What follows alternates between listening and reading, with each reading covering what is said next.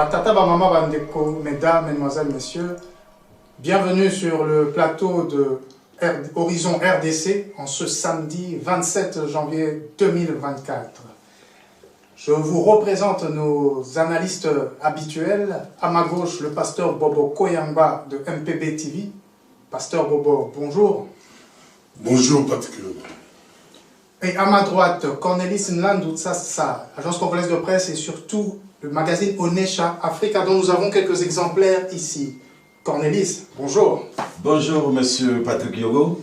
Je remercie notre IT officer pour l'enregistrement et la technique pour cette émission.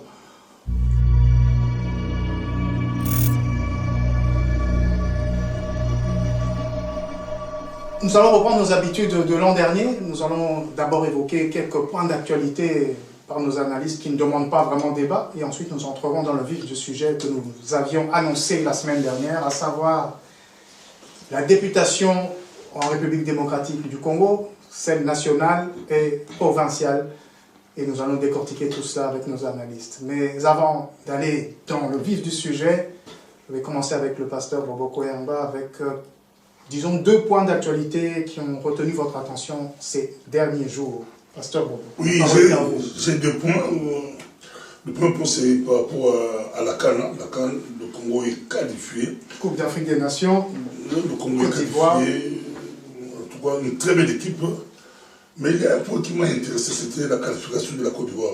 On voit des gros, dans la manipulation. Il y a un internaute ivoirien qui est très connu dans les milieux congolais, très connu, surnommé Général Makosso. Il est très connu.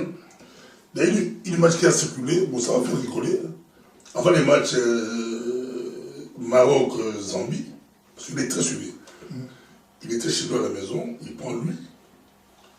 Pendant qu'on chantait l'hymne national, lui il dit pour son Dieu, bon, il dit que son Dieu, il était en train de oindre des joueurs marocains. Que son Dieu l'a poussé, et le Maroc a gagné, pour lui, c'est grâce à lui. Bon, comme pour des gros, des manipulateurs, des gens croiront ça, mais ça fait un plaisir de voir tous les Ivoiriens, pas par rapport à lui, mais par rapport à leur victoire, chanter, féliciter les Marocains. Paradoxe, or, le Marocain et les Congolais, c'est la guerre. On s'est bagarré, c'est vraiment la guerre.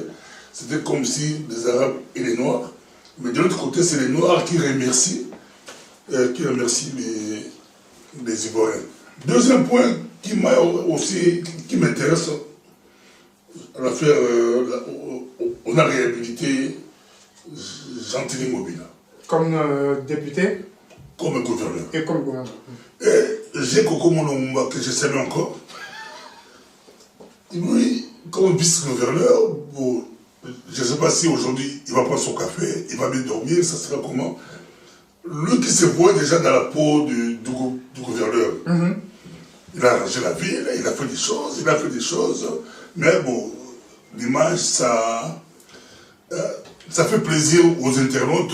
Il y a beaucoup de commentaires par rapport à la guerre Gekoko, Gentini et puis Golden Boy. Donc le travail a commencé.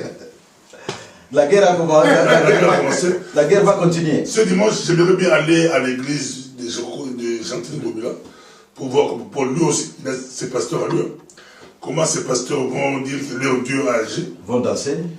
Et j'aimerais aussi jeter un coup d'œil dans l'église de Golden Boy pour voir comment lui, il va interpréter cela par rapport à... Donc c'est vraiment extraordinaire. J'aime le Congo, c'est un pays... Il faut être Congolais pour vivre ces choses. C'est assez folklorique. Merci, pasteur Bobo. Je crois que la République démocratique du Congo va jouer demain. On joue demain contre l'Égypte. Contre l'Égypte. Masse. À 21h. À 20h, je crois. 21h. 21h. Ouais. C'est un grand match. Il y a d'abord un autre match avant. Le Congo a beaucoup plus de chances de gagner ce match. Salah ne sera pas là. Salah, le grand joueur égyptien, n'est pas là. Et cette équipe, comme on a fait match nul, parce que j'ai fait un débat avec Ronis, à la conférence, on a fait un grand débat avec deux journalistes qui connaissaient l'autre. Moi, je dis que le Congo, on peut gagner ce match. On a beaucoup de chances de gagner ce match. Le match de demain. On va gagner ce match. Bah, qui vivra verra, on sera là. Et on peut prendre la coupe Là, comme ça dit non. Il ne faut pas trop comme on a fait match nul contre le Maroc, c'est qu'on peut jouer avec toutes ces équipes-là. Allez. Et on peut les battre. Voilà. Le foot, c'est 11-11. C'est entre 11 garçons. 11-11. Comme quoi le sport est quelque chose qui rassemble sous le drapeau. Cornelis, savez-vous quelques points d'actualité à partager avec nous? Mais je vais... Continuer sur la Coupe d'Afrique des Nations. Non, j'allais retomber sur la dernière phrase.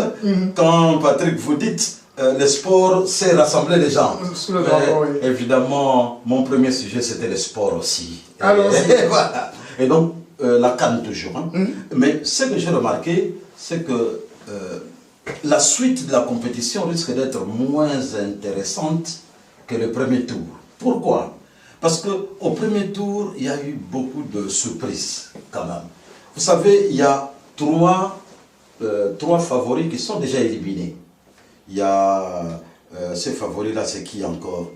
Il y a la Tunisie, il y a l'Algérie et il y a le Ghana.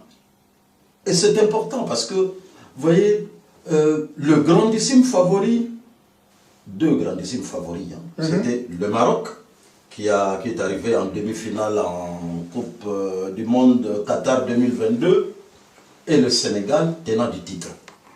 Mais qu'est-ce qu'on a remarqué pendant la phase de poule? C'est que toutes ces équipes-là ont été fébriles.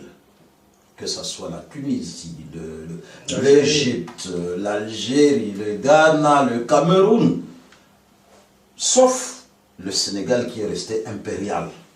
Le Sénégal s'est sorti de la phase de poule avec 9 points sur 9.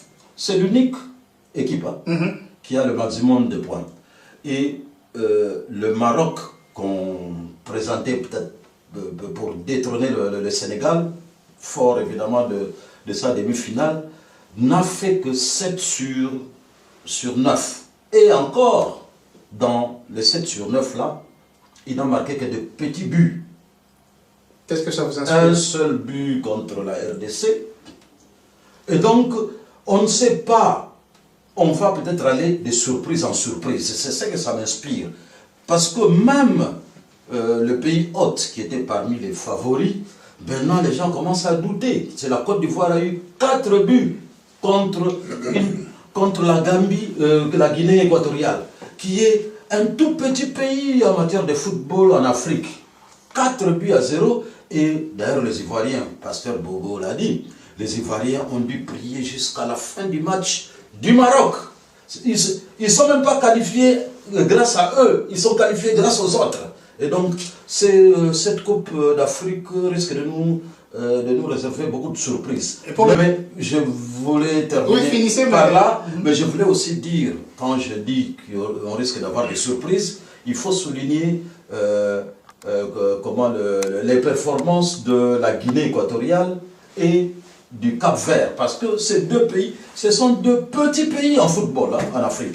Et c'est leur 4e participation en Coupe d'Afrique des Nations. Ils n'ont jamais dépassé le 8e de finale, les deux pays. Et aujourd'hui, pour cette coupe ici, ils sont premiers de leur groupe. Et ça, c'est important. Alors pour demain, nous allons quand même jouer, mais nous allons jouer contre l'Égypte, qui est aussi un adversaire de taille. Mais nous, la RDC, dans la phase de poule, nous avons brillé, nous avons été remarquables par une chose. Nous sommes le seul pays qui n'a fait que des matchs nuls.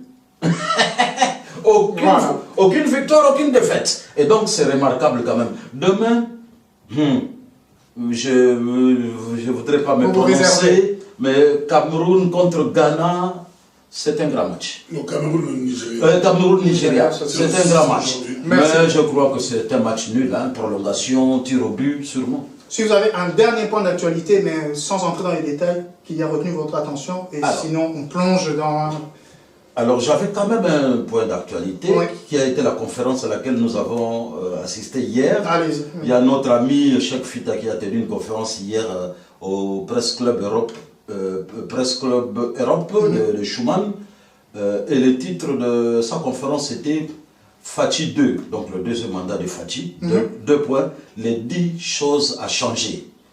Donc en fait, il est resté à Kinshasa pendant 4 mois, il a observé, il a observé le point négatif et positif du premier mandat, il a observé les attentes des gens et il en sort 10 points qui devraient changer pendant le deuxième mandat. Et la conférence était d'une importance capitale que nous allons faire un suivi. Ok. Merci beaucoup Cornelis pour ces 2 points d'actualité et Pasteur Bobo également. Alors je vais me retourner vers Pasteur Bobo en posant d'abord le contexte. Il y a quelques jours, ou la semaine dernière, on avait déjà discuté sur la présidentielle. Le président est connu, c'est le président sortant qui a rempilé. Cette institution de la République est déjà sécurisée. Maintenant, nous descendons au niveau des parlements. La députation nationale, nous avons maintenant... Habituellement, il y a 500 députés nationaux qui sont prévus pour l'Assemblée nationale. Pour le moment, il n'y en aura que 477 ou 477 pour nous qui vivons ici en Belgique, suite aux territoires qui n'ont pas pu participer aux élections et aussi ceux qui ont été tout simplement annulés.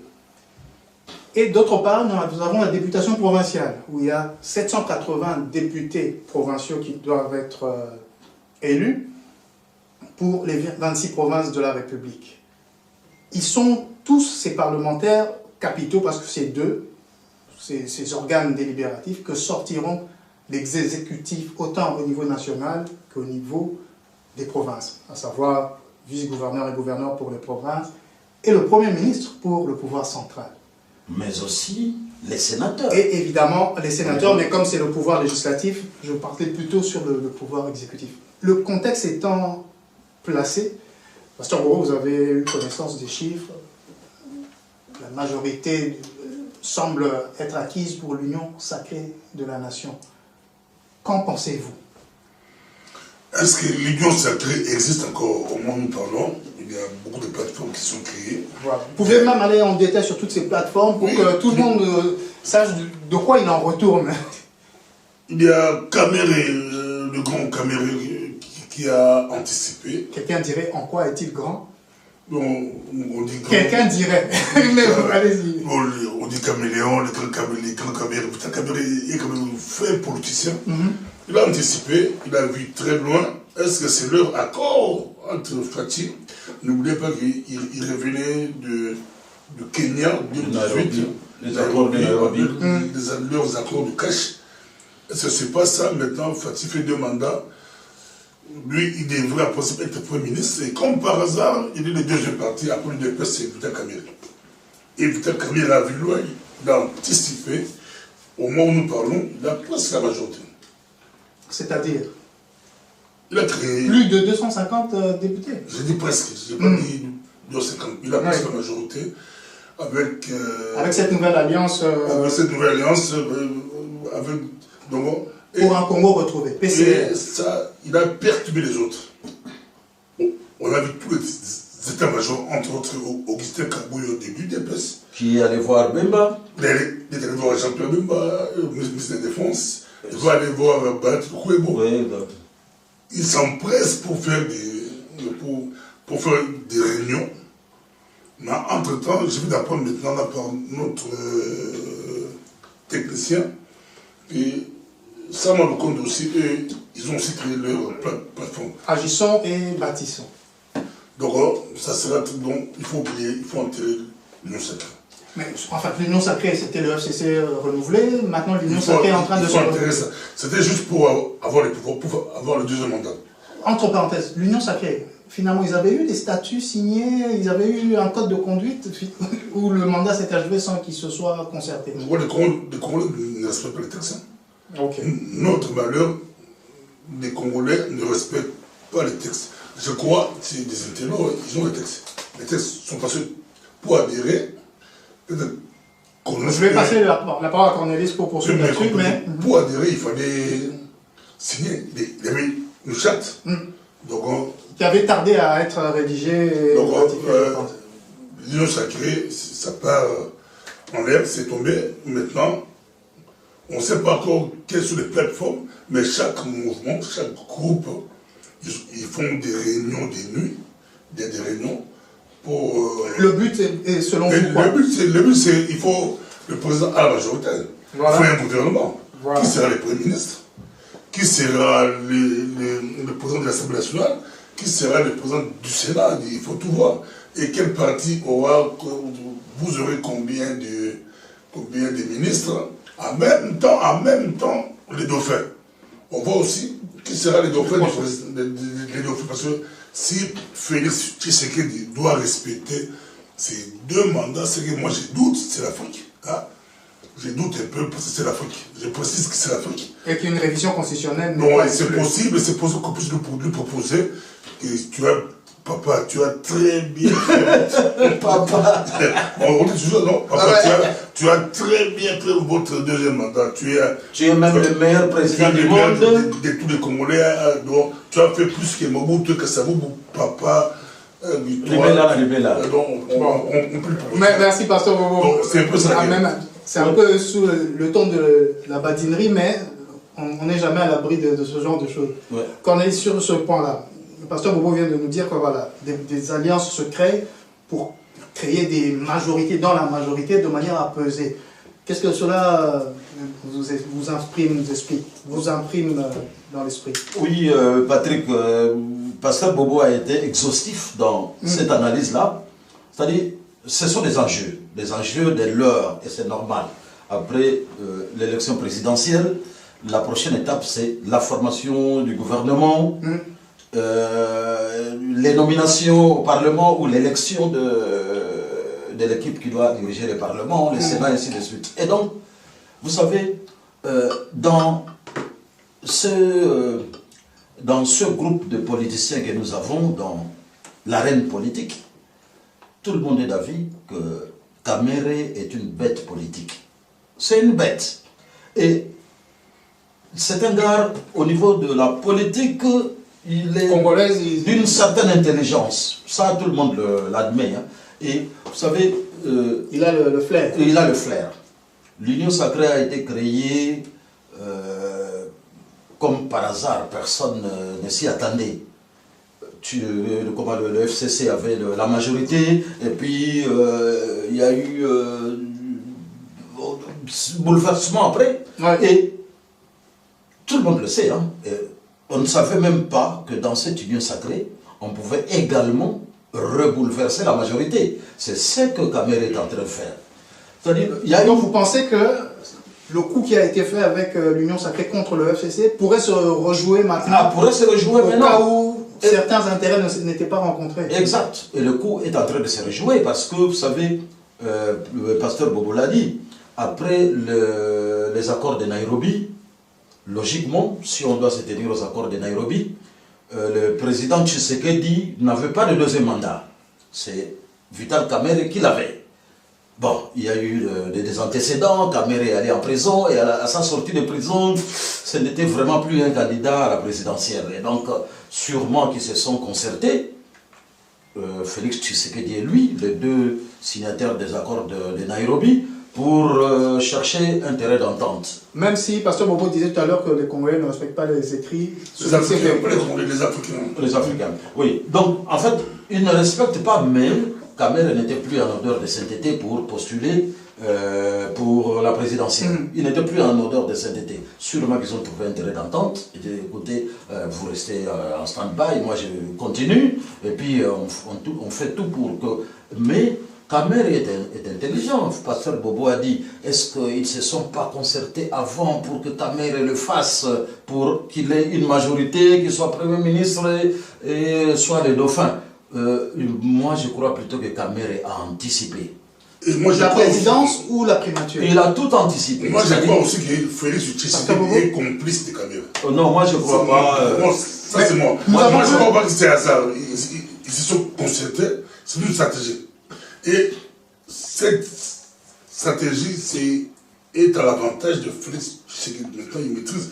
Si Kamere a rassemblé autour de lui non pas quelques groupes. S'il a dispersé l'union sacrée, oui. Maintenant c'est à l'avantage de Tshisekedi, il peut gérer et Kamere.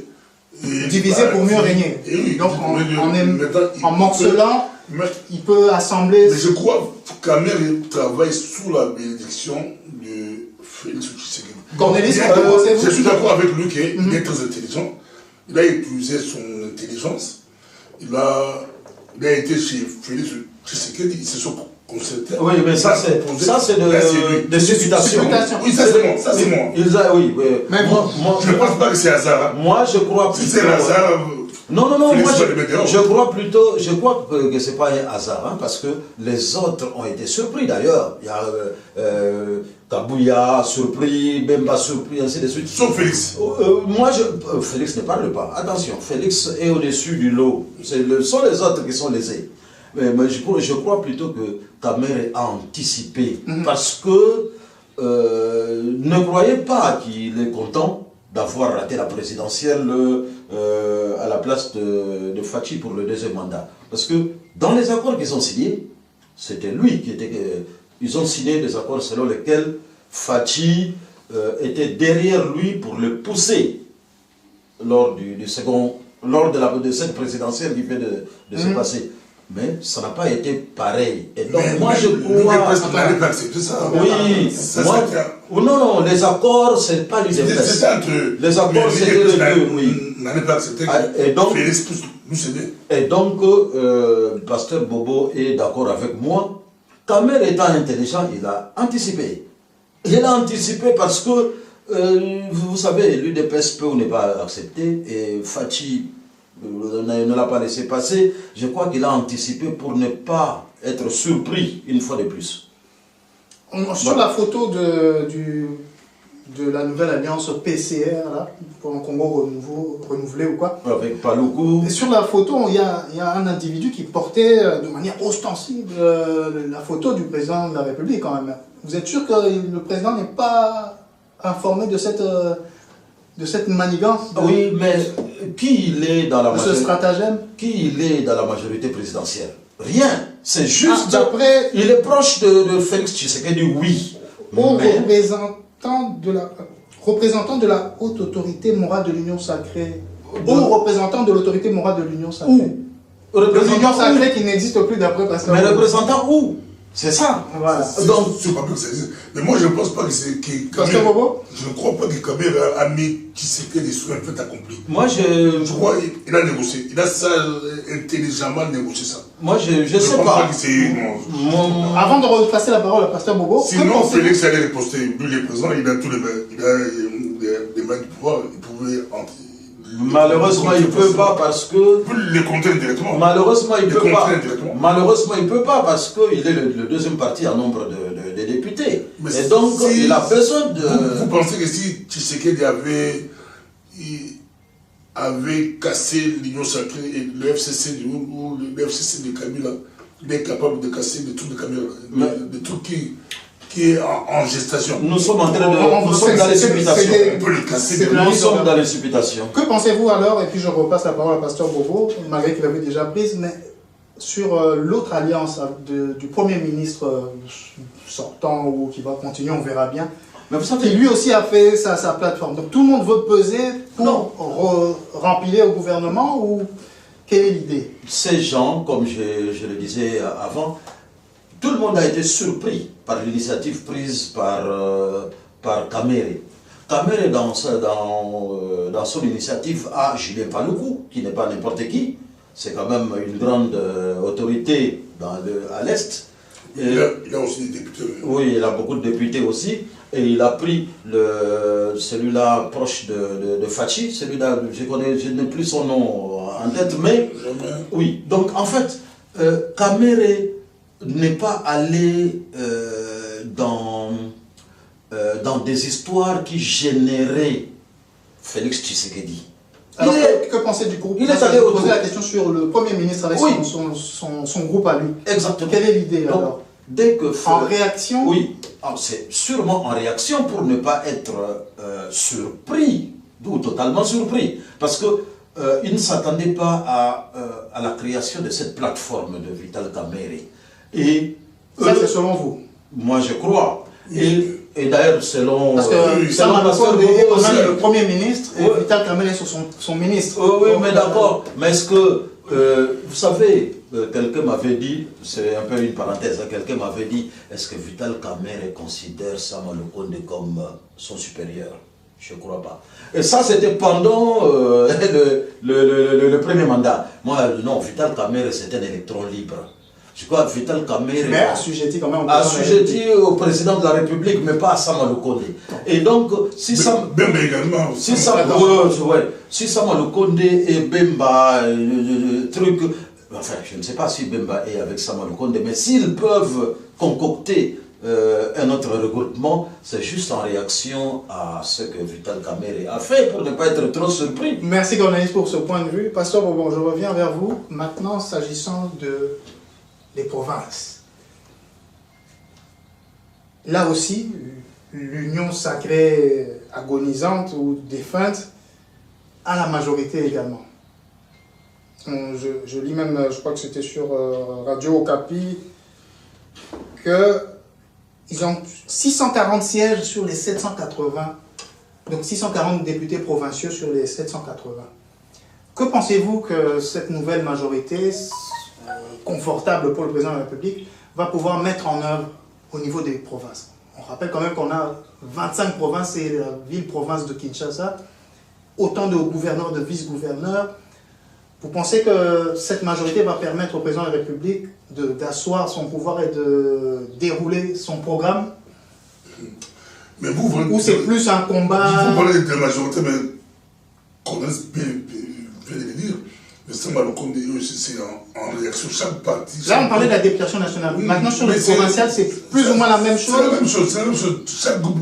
Chaque groupe va se réorganiser. Oui, il va amener ses députés provinciaux. En province, là, j'ai les chiffres. L'UDPS a 100 sièges, à 100 députés provinciaux. L'AFDC, 74. Et l'AFDC... L'UNC? Non, l'UNC, pardon, 50. Ils sont un peu plus bas que Bahati. Oui. C'est la même chose, ils vont se réorganiser, hein, créer des plateformes, parce que chaque plateforme, c'est pas que pour la députation nationale. Ils feront tout pour contrôler aussi les provinciales et les autres. Parce que quand on dit provincial, c'est avoir les sénateurs, avoir les gouverneurs. Et vice-gouverneurs et des gouvernements provinciaux. Voilà. Donc, chaque gouvernement, contrôler la police, l'administration. De la bataille, ça sera mieux. Les Sama Lukonde veulent avoir leur place. Dans ce qui va arriver, donc il faut que chaque groupe pousse. On demandera, vous avez combien de députés provinciaux, combien de députés nationaux, pour savoir votre force. Quelle est votre force? Il faut oublier l'union sacrée et parler de nouveaux regroupements, je crois, oui. Cornelis, sur ce point, juste rapidement et en clôture. Alors, niveau provincial, vous pensez que ça ne sera pas un danger justement pour le président de la République d'avoir une si forte majorité un peu partout et donc être obligé de délivrer, comme on dit aujourd'hui, d'avoir des résultats concrets pour la population? Oui, effectivement. Vous savez... Or, désolé de vous interrompre encore. Or, on a bien l'impression que toutes ces manigances, ces stratagèmes d'alliance, c'est juste pour avoir des postes, pas forcément pour travailler. Oui, effectivement. Et nous, je reprends encore la conférence à laquelle nous avons assisté hier. Une très belle conférence où Cheikh Fit a dit qu'il parlait dans un des 10 points, les 10 choses à changer.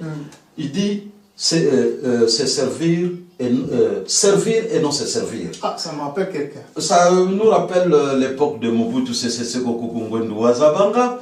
Et Cheikh Fit a posé la question de savoir pourquoi il y a eu autant de candidats aux élections. Et Denis Kadima nous parle de 24 000 candidats, comme à l'élection, aux élections législatives.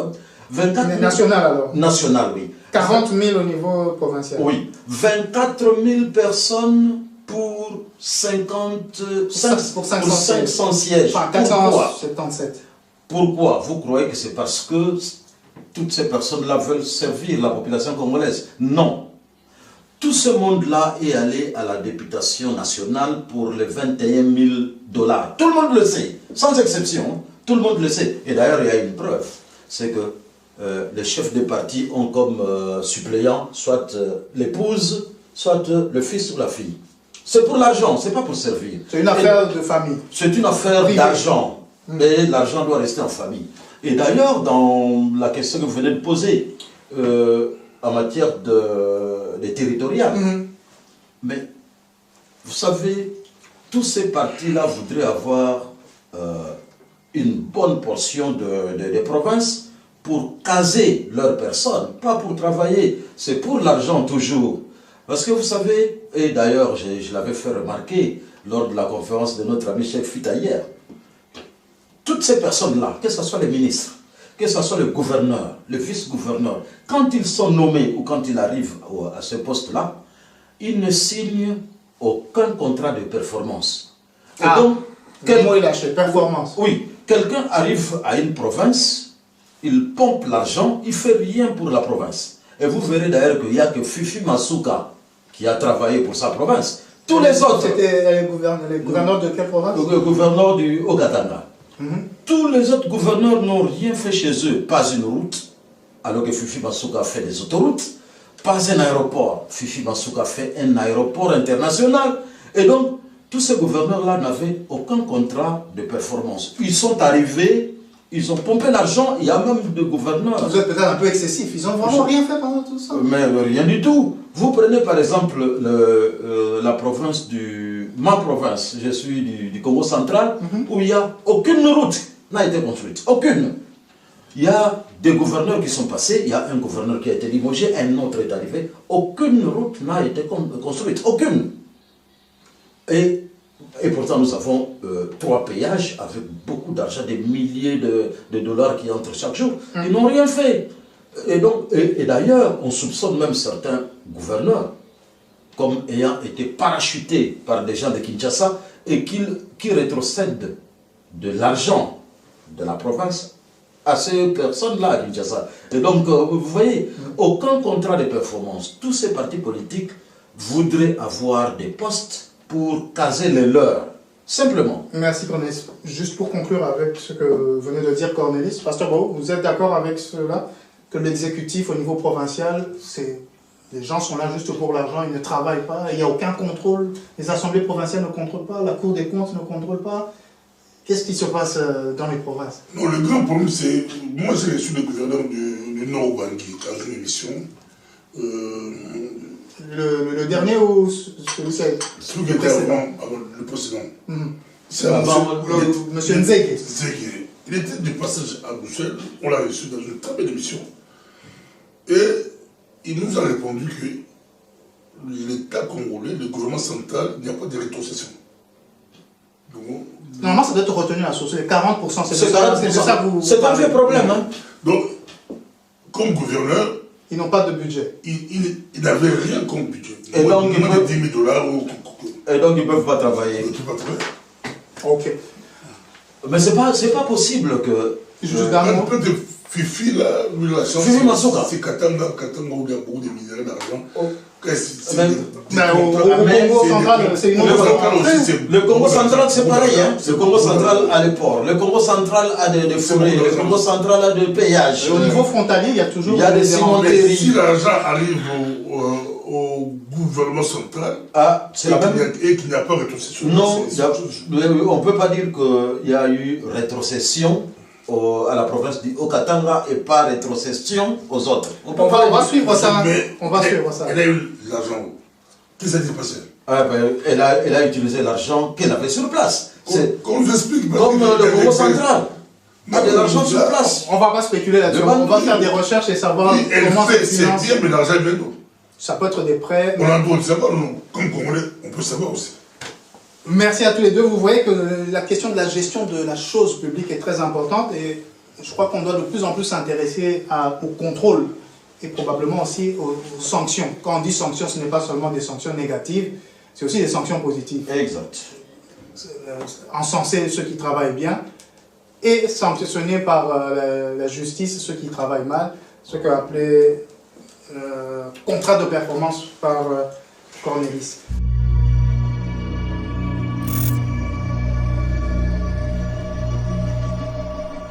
On va parler d'un deuxième point, on va dire même un second point. Sur le législatif, toujours. Non, non, non. Ah, non, J'ai un deuxième point que je voudrais vous soumettre sur les élections à travers le monde.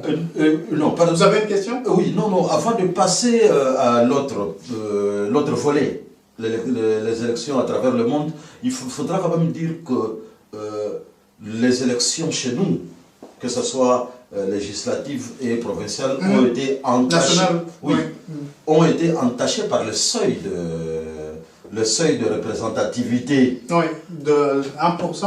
Oui, 1% et qu'on sort. Parce que il faut dire que c'est une nouveauté dans la loi électorale. Hein. Mais la loi électorale, tous les candidats avaient la loi. Oui, tous les candidats Tous avaient les la partis loi. politiques avaient la loi. Oui, mais ce que je voulais relever, c'est que déjà, Denis Kadima a fait une sortie de presse où il s'insurge contre cette loi-là.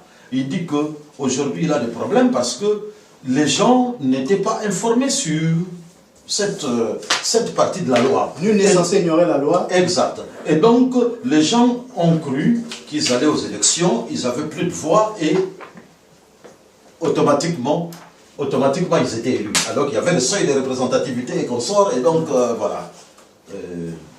Comment dire, Patrick, Nul n'est censé ignorer la loi, surtout lorsqu'on se porte même candidat. si on modifie la loi, ils doivent connaître la nouvelle loi. Exact. Ouais. C'est à ça ce que sert d'aller dans les sessions parlementaires. Oui, mais il faut dire aussi que... C'est aussi compliqué, ça c'est vrai. Nul n'est censé... Oui, c'était compliqué, hein, parce que si je vous lis le discours de Kadima, vous n'allez même pas comprendre. Hein. Parce que même Kadima lui-même, il s'embrouille là-dedans, parce que nul n'est censé... ne connaît pas ça. Nul n'est censé connaître la loi, mais c'est quand même compliqué. Ignorer la loi, mais c'est quand même compliqué. On rappelle tout de même, parce qu'il ne faut pas non plus faire la démonstration que le Congo est d'une médiocrité incroyable, les lois, qu'elles soient initiées par le gouvernement ou par les assemblées, sont votées au final par les députés. Donc ils sont censés connaître cette loi s'ils se portent candidats. On va passer au second point qui concerne les élections dans le reste du monde. Chacun le sait maintenant, en 2024, il y aura la moitié de l'humanité qui va voter, près de 4 milliards d'électeurs, on va dire ça comme ça. L'Union européenne, ça sera pour le 9 juin, les États-Unis d'Amérique au mois de novembre, et puis entre-temps, il y a le Brésil, la Russie, l'Inde, la Chine, le Sénégal, la République sud-africaine, pour citer ce qu'on appelait le BRICS, qui ont été rejoints par l'Arabie Saoudite, l'Égypte, l'Éthiopie, etc. Toutes ces populations vont voter, et on remarque, je m'adresse ici à Cornelis et à Pasteur Bobo, oui, j'étais en train que les extrêmes sont en train de monter. Les populismes, les gens sont en train de se refermer sur eux-mêmes, alors qu'on va vers un monde beaucoup plus global. Est-ce que vous pensez que la République démocratique du Congo va pouvoir s'en sortir si les États-Unis ferment leurs portes, si l'Union européenne ferme leurs portes, si la Russie et le Brésil, la Chine, tout le monde se replie sur soi? Est-ce que la République démocratique du Congo peut retrouver en elle les ressources pour sortir des difficultés, inflation, sécurité, etc. Mais ça peut aussi être la solution. Quand tu étais ouvert, le pays souffre. Malgré les ouvertures, on a continué à souffrir. On est dans la pauvreté extrême. Peut-être si eux ils ferment les portes, nous aussi on peut fermer. Qu'est-ce qui empêcherait au Grand Congo de fermer aussi ces portes? Mais est-ce que les gens vont travailler, puisque vous avez fait la démonstration ici que beaucoup sont là pour l'argent de la République, mais personne ne performe, ne crée la richesse. Est-ce qu'on va s'en sortir si on ne reçoit plus d'aide des Émirats, de la Chine? Ça revient au Fatih II, comme dit c'est à Fatih II, il a un deuxième mandat, il peut maintenant faire de très bonnes nominations, des gens comme un coach sélectionné, chercher des gens, des meilleurs pour... Cornelis, qu'est-ce que vous en pensez? Le pasteur Bobo lui dit c'est le chef de l'État qui doit maintenant prendre ses responsabilités. Il a un deuxième mandat, un second normalement. Donc c'est à lui de s'entourer comme il faut pour relever le pays. Oui, Patrick Yogo, moi je l'ai toujours dit ici, à cette tribune, que la République démocratique du Congo est un pays riche. Il est même scandaleusement riche. D'autres personnes diraient qu'il est potentiellement riche. Non, moi j'ai toujours dit que la République démocratique du Congo est scandaleusement riche. Pas potentiellement riche, riche. Pourquoi? comment c'était un raisonnement, comment, bah, le mot ne vient pas, mais je vous dirais que si la République démocratique du Congo n'était pas riche, on l'aurait déjà fermé pour inventaire, pour faillite. 16 milliards de dollars pour 100 millions d'habitants, vous trouvez que le Congo est riche? Ah non, non seulement ça. Pour vous aider. Non. Israël. Je vais vous aider. Hein. Attendez, Israël. Oui. Qui est en guerre contre Gaza. Ouais. Budget pour la défense, pas pour l'État, rien que la défense. 25 milliards de dollars. Vous savez, République démocratique du Congo. On ne compare que ce qui est comparable. Hein. Vous savez, un fonctionnaire belge, il est payé 2000 €. Un fonctionnaire congolais, il est payé combien? Même pas 100 $. Et donc, on ne compare, qui est riche? On ne compare que ce qui est comparable. Qui est riche? Mon pays est scandaleusement riche. Seulement la distribution, comme a dit notre ami Cheikh Fita. Comment voulez-vous qu'un député congolais soit payé 21 000 $ alors que le député français est payé 7 000 €? Comment aller comprendre ça? Parce qu'ils ont voté la loi. Voilà. Qui a voté la loi? Alors, et donc, mon président de la République, lui, il ne connaît pas son salaire. Alors, il est payé combien? On ne sait pas. Donc, moi, je dirais que si, avec ces montées des extrémistes, si on pouvait fermer le pays et gérer le pays de manière consciencieuse, on s'en sort. Parce que, prenez par exemple le moment où on avait un problème de maïs? Non, je voulais parler de poissons. Bon. Les amis qui ne raisonnent pas sont allés en Namibie payer des Thomson, alors que les gens qui connaissent ce pays-là, les gens qui raisonnent comme nous serions allés chez les Wagenia, province orientale, nous serions allés à Mbandaka acheter du poisson. Il n'y a plus de poisson. Donc c'est une question d'homme, de responsable politique. Question de conscience. Question de ne pas vouloir voler l'argent de l'État. Parce que quand on va acheter du Thomson en Namibie, c'est parce qu'on veut avoir des liquidités qui restent, des dollars à mettre en poche. Alors que si c'était moi, on me disait, Cornelis, qu'est-ce que vous pensez? Il n'y a pas de poisson. Je serais allé en Mbandaka. Il n'y a plus de poisson en Mbandaka et dans la province orientale qu'en Namibie. Tout le monde le sait. Mais le maïs, c'est pareil. Merci Cornelis. Un dernier mot, Pasteur Bobo, et puis nous allons annoncer les thèmes de la semaine prochaine. Oui, pas pour. Bon, je vois beaucoup d'élections. L'élection qui intéresse le monde, c'est le retour de Donald Trump. L'élection américaine, oui. Oui, ça intéresse le monde. On va essayer de voir qu'est-ce que le nouveau Trump. Mais on ne sait pas encore s'il il va gagner. Ça, c'est vrai qu'il a beaucoup de chance. Il a beaucoup de chance, c'est vrai, oui. Ça fait peur aux Européens. Il faut dire aussi que Biden est aussi trop vieux. Et puis, il pourra, lui propose la solution de terminer la guerre avec Poutine. On va voir comment lui va faire pour terminer la guerre, mais les Européens le voient comme complices de Poutine. Et même d'ailleurs... c'est les extrêmes, les conservateurs. Et même Netanyahou attend l'élection de Trump pour continuer le travail à Gaza. Voilà. Mais à part... Même le Congo attend pour bien frapper Kagame, il faut qu'il tombe passe. C'est au mois de novembre, entre-temps.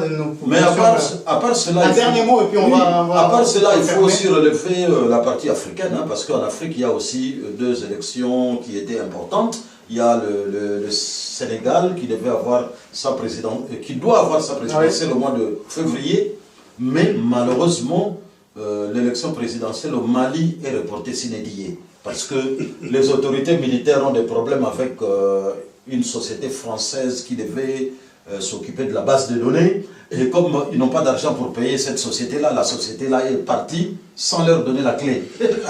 Voilà, lorsqu'on parle de souveraineté, d'indépendance, il faut avoir les moyens de sa politique. Nous remercions chacun d'entre vous de nous avoir suivis sur le plateau de Horizon RDC. Notre site internet est à votre disposition, horizonrdc.com. Je remercie encore le pasteur Bobo Koyamba de MPB TV, Cornelis Landou de Nesha Africa. On se retrouve la semaine prochaine pour parler des élections à l'Union européenne et de l'intérêt de la diaspora, donc les Belges d'origine congolaise et peut-être même au-delà par rapport à ce qui se passe en Belgique, en Europe et surtout en République démocratique du Congo. Merci encore à vous, pêchez-vous et à nous revoir très bientôt.